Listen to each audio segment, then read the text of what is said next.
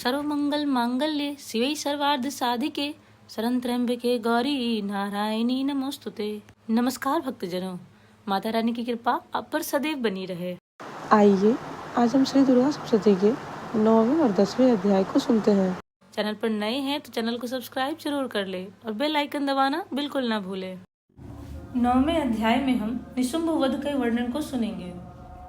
मैं अर्धनारीश्वर के श्री विग्रह की निरंतर शरण लेती हूँ। उनका वर्ण बंदूक पुष्प और सुवर्ण के समान रक्त पीत मिश्रित है। वह अपनी भुजाओं में सुंदर अक्षमाला, पास, अंकुश और वरद मुद्रा धारण करता है। अर्धचंद्र उसका आभूषण है तथा वह 3 नेत्रों से सुशोभित है। राजा ने कहा, भगवान, आपने रक्तबीज के वध से संबंध रखने वाला देवी चरित्र का यह अद्भुत महात्म्य मुझे बतलाया। अब रक्तबीज के मारे जाने पर अत्यंत क्रोध में भरे हुए शुंभ और निशुंभ ने जो कर्म किया उसे मैं सुनना चाहता हूँ। ऋषि कहते हैं, राजन, युद्ध में रक्तबीज तथा अन्य दैत्यों के मारे जाने पर शुंभ और निशुंभ के क्रोध की सीमा न रही। अपनी विशाल सेना इस प्रकार मारी जाती देख निशुंभ अमरस में भरकर देवी की ओर दौड़ा। उसके साथ असुरों की प्रधान सेना थी। उसके आगे, पीछे तथा पार्श्व भाग में बड़े बड़े असुर थे जो क्रोध से ओठ चबाते हुए देवी को मार डालने के लिए आए। महापराक्रमी शुंभ भी अपनी सेना के साथ मातृगणों से युद्ध करके क्रोधवश चंडिका को मारने के लिए आ पहुंचा। तब देवी के साथ शुंभ और निशुंभ का घोर संग्राम छिड़ गया। वे दोनों दैत्य मेघों की भांति बाणों की भयंकर वृष्टि कर रहे थे। उन दोनों के चलाए हुए बाणों को चंडिका ने अपने बाणों के समूह से तुरंत काट डाला और शस्त्र समूहों की वर्षा करके उन दोनों दैत्यपतियों के अंगों को भी चोट पहुंचाई। निशुंभ ने तीखी तलवार और चमकती हुई ढाल लेकर देवी के श्रेष्ठ वाहन सिंह के मस्तक पर प्रहार किया। अपने वाहन को चोट पहुंचने पर देवी ने क्षुप्रभ नामक बाण से निशुंभ की श्रेष्ठ तलवार तुरंत ही काट डाली और उसकी ढाल को भी, जिसमें 8 चांद जरे थे, खंड खंड कर दिया।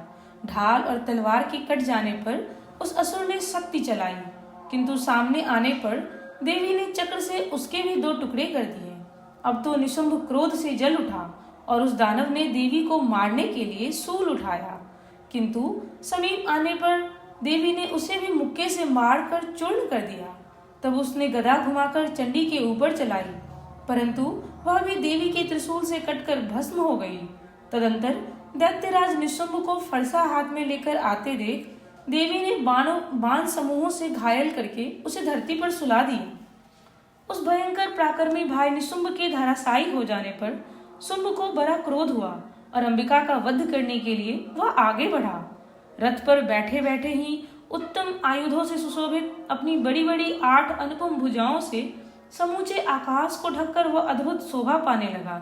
उसे आते देख देवी ने शंख बजाया और धनुष की प्रत्यांचा का भी अत्यंत दुस्साह शब्द किया। साथ ही अपने घंटे के शब्द से, जो समस्त दैत्य सैनिकों का तेज नष्ट करने वाला था, संपूर्ण दिशाओं को व्याप्त कर दिया।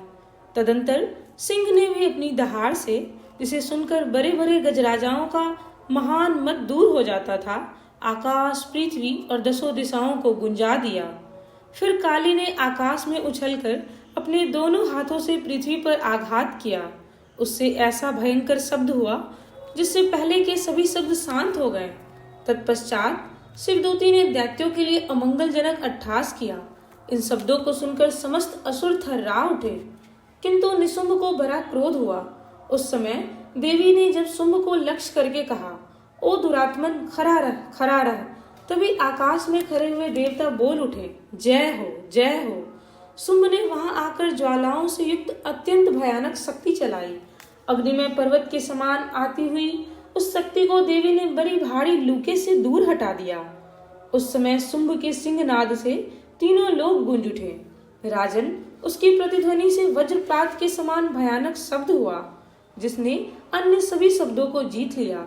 शुंभ के चलाए हुए बाणों द्वारा देवी ने और देवी के चलाए हुए बाणों के शुंभ ने अपने भयंकर बाणों द्वारा सैकड़ों और हजारों टुकड़े कर दिए। तब क्रोध में भरी हुई चंडिका ने शुंभ को शूल से मारा। उसके आघात से मूर्छित होकर वह पृथ्वी पर गिर पड़ा। इतने में ही निशुंभ को चेतना हुई और उसने धनुष हाथ में लेकर बाणों द्वारा देवी, काली तथा सिंह को घायल कर डाला। फिर उस दैत्यराज ने 10,000 बाहें बनाकर चक्रों के प्रहार से चंडिका को आच्छादित कर दिया।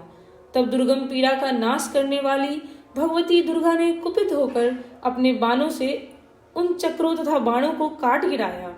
यह देखकर निशुंभ दैत्य सेना के साथ चंडिका का वध करने के लिए हाथ में गदा ले बड़े वेग से दौड़ा। उसे आते देख चंडी ने तीखी धार वाली तलवार से उसकी गदा को शीघ्र ही काट डाला। तब उसने सूल हाथ में ले लिया। देवताओं को पीड़ा देने वाले निशुंभ को सूल हाथ में लिया आते देख चंडिका ने वेग से चलाए हुए अपने सूल से उसकी छाती छेद डाली। सूल से विदीर्ण हो जाने पर उसकी छाती से एक दूसरा महाबली एवं महापराक्रमी पुरुष खरी रह कहता हुआ निकला। उस निकलते हुए पुरुष की बात सुनकर देवी ठठाकर हंस पड़ी और खड्ग से उन्होंने उसका मस्तक काट डाला। फिर तो वह पृथ्वी पर गिर पड़ा। तदंतर सिंह अपनी दाढ़ों से असुरों की गर्दन कुचलकर खाने लगा। यह बड़ा भयंकर दृश्य था। उधर काली तथा शिवदूती ने भी अन्यान दैत्यों का भक्षण आरंभ किया। कौमारी की शक्ति से विदीर्ण होकर कितने ही महादैत्य नष्ट हो गए। ब्राह्मणी के मंत्रपूत जल से निस्तेज होकर कितने ही भाग खड़े हुए। कितने ही दैत्य माहेश्वरी के त्रिशूल से छिन्न भिन्न हो धाराशायी हो गए। वाराही थुथनों के आघात से कितनों का कचूमर निकल गया। वैष्णवी ने भी अपने चक्र से दानवों के टुकड़े टुकड़े कर डाले। ऐन्द्री के हाथ से छूटे हुए वज्र से भी कितने ही प्राणों से हाथ धो बैठे। कुछ असुर नष्ट हो गए, कुछ उस महायुद्ध से भाग गए तथा कितने ही काली, शिवदूती तथा सिंह के ग्रास बन गए। इस प्रकार से मार्कंडेय पुराण में सार्वनिक मनवंतर की कथा के अंतर्गत देवी महात्म्य में निशुंभ वध नामक 9वां अध्याय पूरा हुआ। बोलिए अम्बे मात की जय। 10वें अध्याय में हम शुंभ वध का वर्णन सुनेंगे। ओम चंडिका देवी को नमस्कार है। मैं मस्तक पर अर्धचंद्र धारण करने वाली शिव शक्ति स्वरूपा भगवती कामेश्वरी का हृदय में चिंतन करती हूँ। वे तपाए हुए सुवर्ण के समान सुंदर हैं। सूर्य, चंद्रमा और अग्नि यही 3 उनके नेत्र हैं तथा वे अपने मनोहर हाथों में धनुष बाण, अंकुश, पास और शूल धारण किए हुए हैं।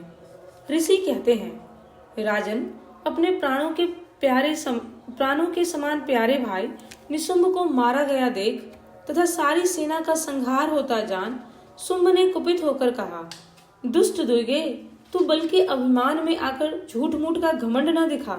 तू बड़ी माननी बनी हुई है, किंतु दूसरी स्त्रियों के बल का सहारा लेकर लड़ती है। देवी बोली, ओ दुष्ट, मैं अकेली ही हूँ। इस संसार में मेरी सिवा दूसरी कौन है? देख, ये मेरी ही विभूतियां हैं, अतः मुझ में ही प्रवेश कर रही हैं। तदंतर ब्रह्माणी आदि समस्त देवियां अंबिका देवी के शरीर में लीन हो गईं। उस समय केवल अंबिका देवी ही रह गई। देवी बोली, मैं अपनी ऐश्वर्य शक्ति से अनेक रूपों में यहाँ उपस्थित हुई थी। उन सब रूपों को मैंने समेट लिया। अब अकेली ही युद्ध में खड़ी हूँ। तुम भी स्थिर हो जाओ। ऋषि कहते हैं, तदंतर देवी और शुंभ दोनों में सब देवताओं तथा दानवों के देखते देखते भयंकर युद्ध छिड़ गया। बाणों की वर्षा तथा तीखे शस्त्रों एवं दारुण अस्त्रों के प्रहार के कारण उन दोनों का युद्ध सब लोगों के लिए बड़ा भयानक प्रतीत हुआ। उस समय अंबिका देवी ने जो सैकड़ों दिव्य अस्त्र छोड़े, उन्हें दैत्यराज शुंभ ने उनके निवारक अस्त्रों द्वारा काट डाला। इसी प्रकार शुंभ ने भी जो दिव्य अस्त्र चलाए, उन्हें परमेश्वरी ने भयंकर हुंकार शब्द के उच्चारण आदि द्वारा खिलवाड़ में ही नष्ट कर डाला। तब उस असुर ने सैकड़ों बाणों से देवी को आच्छादित कर दिया। यह देख क्रोध में भरी हुई उन देवी ने भी बाण मारकर उसका धनुष काट डाला। धनुष कट जाने पर फिर दैत्यराज ने शक्ति हाथ में ली, किंतु देवी ने चक्र से उसके हाथ की शक्ति को भी काट गिराया। तत्पश्चात दैत्यों के स्वामी शुंभ ने 100 चांद वाली चमकती हुई ढाल और तलवार हाथ में ले उस समय देवी पर धावा किया। उसके आते ही चंडिका ने अपने धनुष से छोड़े हुए तीखे बाणों द्वारा उसकी सूर्य किरणों के समान उज्जवल ढाल और तलवार को तुरंत काट दिया। फिर उस दैत्य के घोड़े और सारथी मारे गए। धनुष तो पहले ही कट चुका था। अब उसने अंबिका को मारने के लिए उद्यत हो भयंकर मुदगर हाथ में लिया। उसे आते देख देवी ने अपने तीक्ष्ण बाणों से उसका मुदगर भी काट डाला। तिस पर भी वह असुर मुक्का तानकर बड़े वेग से देवी की ओर झपटा। उस दैत्यराज ने देवी की छाती में मुक्का मारा। तब देवी ने भी उसकी छाती में एक चाटा जड़ दिया। देवी का थप्पड़ खाकर दैत्यराज शुंभ पृथ्वी पर गिर पड़ा, किंतु पुनः सहसा पूर्ववत उठकर खड़ा हो गया। फिर वह उछला और देवी को ऊपर ले जाकर आकाश में खड़ा हो गया। तब चंडिका आकाश में बिना किसी आधार के ही शुंभ के साथ युद्ध करने लगी। उस समय दैत्य और चंडिका आकाश में एक दूसरे से लड़ने लगे। उनका वह युद्ध पहले सिद्ध और मुनियों को विस्मय में डालने वाला हुआ। फिर अंबिका ने शुंभ के साथ बहुत देर तक युद्ध करने के पश्चात उसे उठाकर घुमाया और पृथ्वी पर पटक दिया। पटके जाने पर पृथ्वी पर आने के बाद वह दुष्टात्मा दैत्य पुनः चंडिका का वध करने के लिए उनकी ओर बड़ी वेग से दौड़ा। तब समस्त दैत्यों के राजा शुंभ को अपनी ओर आते देख देवी ने त्रिशूल से उसकी छाती छेद कर उसे पृथ्वी पर गिरा दिया। देवी के सूल की धार से घायल होने पर उसके प्राण पखेरु उड़ गए और वह समुद्रों, द्वीपों तथा पर्वतों सहित समूची पृथ्वी को कंपाता हुआ भूमि पर गिर पड़ा।